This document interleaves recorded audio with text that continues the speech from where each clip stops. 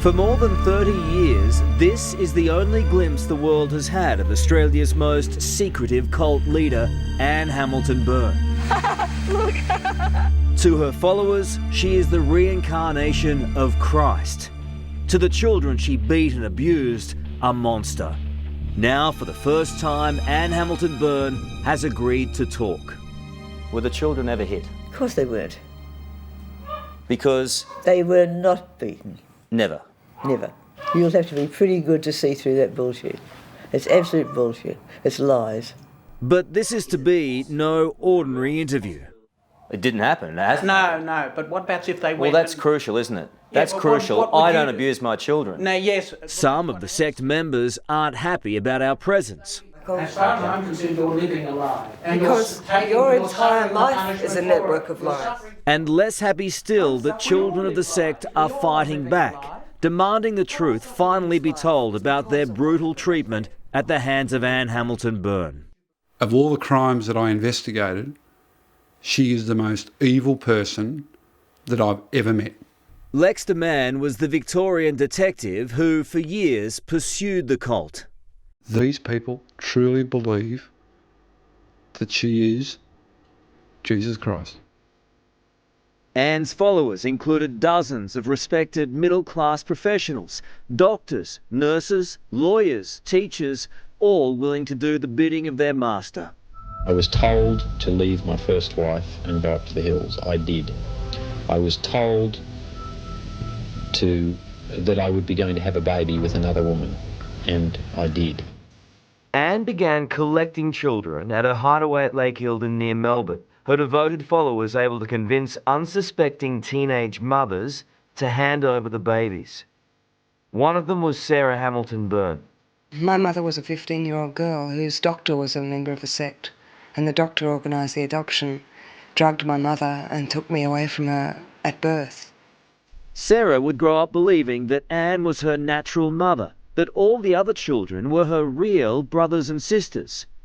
And to convince outsiders they were all related, Anne dyed their hair blonde. Bleached hair, blonde, singing like the Von Trapp family, living out Anne's fantasy of, in her thoughts, I'm sure it was something like an Aryan race. Horrific. Even Anne claims she doesn't know how many children she acquired this way. So how many? I can't tell. I don't know. You don't know? Dozens? No. I only know mine. How many of them were yours? Altogether, I had 9 children. Even that is a lie. What we do know is that eventually Anne would have up to 28 youngsters under her control, guarded by a sinister group of her disciples known as the Aunties. The children's very existence are secret. So how on earth do you hide 28 children from the world in the middle of Victoria? Well, the answer is right here. A barbed wire fence surrounds this property. The kids were never allowed out. But not 300 metres away is a lake. Thousands of Australians came here for holidays during the course of 2 decades. No one saw anything. No one raised the alarm. When the alarm eventually was raised and the police came knocking, the Aunties had already swung into action and the children just disappeared. I'll show you where we were hidden. Sarah showed me the house at Lake Eildon and the secret tunnel where they were forced to hide when visitors called. There's a little hole, which was... Through here? Yeah, thing that covered it, little picture sort of thing. Well, it's got a little piece of cloth now. And we'd all pile through here. Through that hole? Yeah. 28 of you in there. Up to 28, yeah. That is disgusting. That is abhorrent abuse. We'd just be absolutely still. We were very well disciplined anyway. We were used to not moving a muscle on pain of punishment. Plus we were scared of the police, scared of the outside world. Because they said that if they found us, we'd get the blame and we'd be taken away and beaten in sacks. It was the Aunties' job to hide the children at any cost. You keep a lot of children in the commune here, is that right? No, that's not right at all. In 1985, Channel 9 journalist Mari Moore decided to investigate rumours the children were being held on the property. There's no children here? No. But Mari Moore's suspicions were ignored and the abuse continued. Crimes like bedwetting met with brutal punishment. And then anyone that would wet their bed would get a beating. We'd hear the screams first thing in the morning. And there was one kid that wet his bed virtually every night. And we called him Zebra Stripes because he had the beating every day. And there'd be stripes along his legs. Were the children ever hit? No, I can never say we went out to hit the children, never. Never went out to hit them, but were Never they hit? hit them, no. You never hit your child? No. Let me read you something here. This is from Sarah's book. Anne had a stiletto-heeled shoe in her hand and she started hitting me. A stiletto-heeled shoe. On my bare backside with the shoe. After about 20 or 30 hits, she got tired and Bill took over. He hit me with his hands. My head kept hitting the wall and I saw tears. Is she making that up? You know quite well they can. They can what? Make things up? Kids can make things up. We've all been kids. You were a monster at times. I have nothing to say because I don't feel like one. Are you a monster? I'm not conscious of what you're saying I should be conscious of. Are you a monster? Certainly not. Are you evil? Well, what do you call evil? The systematic abuse of children is evil. And then there was the most terrifying ordeal of all. They'd put a bucket here and then one of the aunties would help, and then you'd have to kneel down and then they'd push your head into the bucket and hold it for 20 seconds, 30 seconds, then bring it out again and say, did you do it, did you do it? Say, no. Back in again. Water torture. Yeah. Because Anne had said better to be drowned than a liar, basically. Better to be drowned Than be a liar. By the time the children were 14, they were being forced to take LSD just as the adult members did.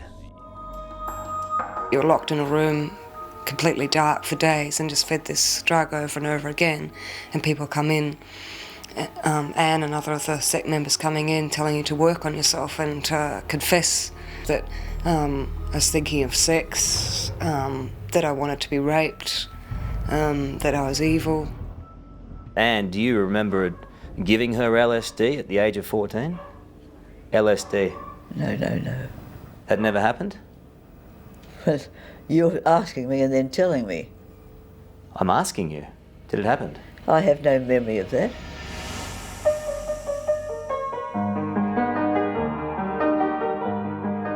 Somehow the children survived their time in this house of horrors, though in the years since, some have committed suicide and many have suffered psychological and emotional problems. Sarah was able to escape the sect, but has not been able to escape her tortured past. After a failed bid to take her own life, her leg became infected and had to be amputated.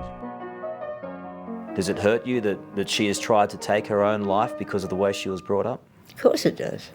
It's not the way she was brought up, it's the way it handled, the way it went out. We didn't have everything that we needed. We had most things.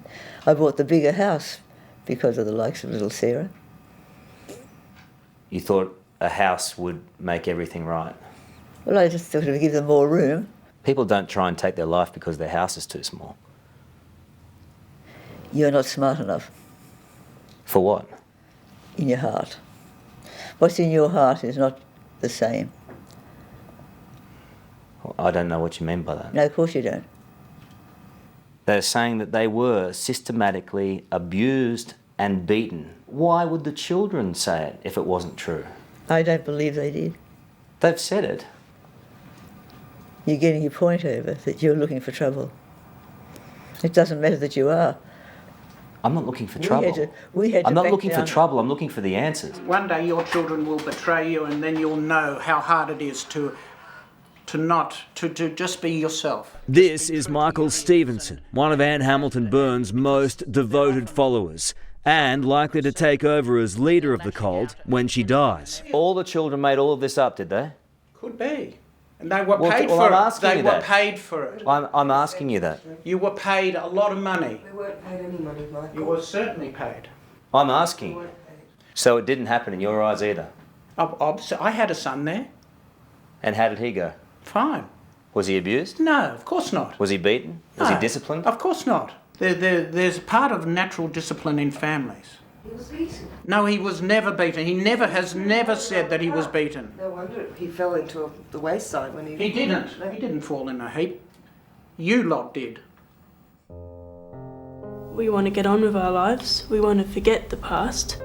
The truth is, the children from the sect have been speaking about what happened to them for more than 2 decades, ever since they were freed in a police raid on the Eildon house. 2 have sued the cult over their barbaric treatment and won compensation. All Sarah has ever asked for is the truth to be told. For someone like Michael to tell me that I'm a liar... No, you're living a lie. I am not living a lie, Michael. As far as I'm concerned, you're living a lie. And because your entire life is a network of lies. You're suffering for it. I'm suffering. We all live lies. We all are living a lie. What I've suffered in this life is because of what happened up there. I had a lot of pain. As long as you blame others, you're nowhere.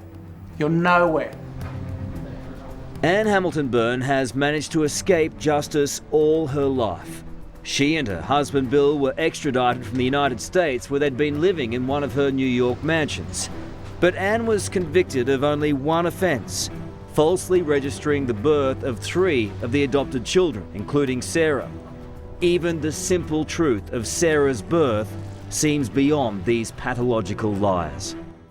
Did you carry Sarah? Were you her biological mother? Well, I'd naturally believe I was. Of course I was. She has a biological mother. Do you have DNA to prove it? The police do, yeah. No, the police. Do you? So you always put it on other people, but do you? Michael, you're living in a fantasy. No, I'm not. You're living in a fantasy of pain and deprivation. Sarah has met her natural mother and sees her often. What she had wanted was some kind of understanding from the woman who for so many years pretended to be her mother. But in the end, this now tragic figure squandered what could have been her last opportunity to make amends. Why don't you apologise then? It's so easy. Because I don't believe in you. Will you apologise to her? Of course I will. At the right time. If I have to, of course I will. It's hard to believe, but Sarah has already forgiven Anne. She became a doctor and now helps children in India. This gutsy woman is determined to make something of her life. You're an amazing person. Maybe. I'm also very troubled at times, but, you know, I try and contribute, I do. If I can do something, it'll make things worthwhile, I feel. Sometimes I feel that's not worthwhile, but, you know, I'll give it a go when I can. So. Hello, I'm Tara Brown. Thanks for watching. To keep up with the latest from 60 Minutes Australia, make sure you subscribe to our channel. You can also download the 9Now app for full episodes and other exclusive 60 Minutes content.